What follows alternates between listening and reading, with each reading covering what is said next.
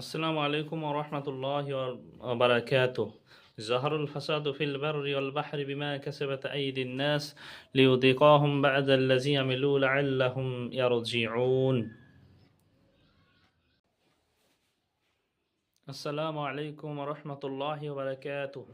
যাহারুল ফাসাদু feel বাররি ওয়াল বাহরি বিমা কাসাবাত আইদিন নাস লিয়ুযিকাহুম বা'দাল্লাযী আমিলু লা'আল্লাহুম ইয়ারজিউন।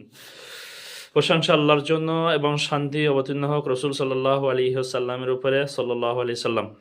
প্রিয় দিনী ভাইরা আমার, আমরা সকলেই আজকে দুর্যোগের মুহূর্তের মধ্যে দিয়ে সময় অতিক্রম করছি। তারপরেও আজকে আপনাদের কাছে কয়েকটা কথা আমি বলবো।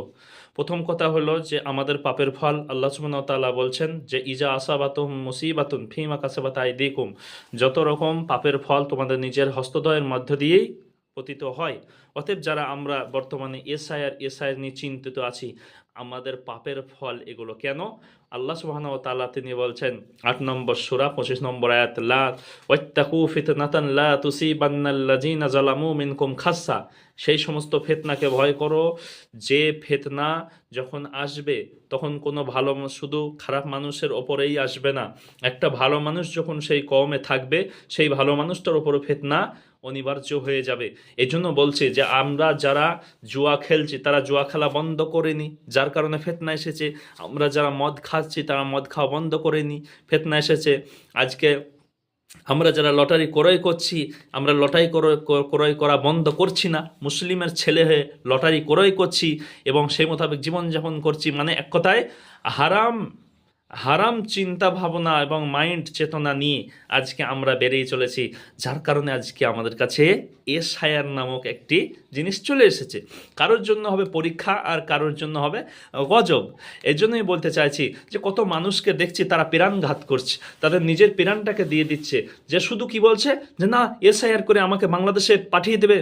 তবে একটা সতর্ক আরও করি, যে ৭ নম্বর ফর্ম ফিল আপ করে যেভাবে মানুষকে চক্রান্ত করে ডিভোটার বানানোর চেষ্টা করছিল, আলহামদুলিল্লাহ সেটা সহজেই ধরা পড়ে গেছে এবং এটা সব জায়গাতে প্রচার হয়েছে।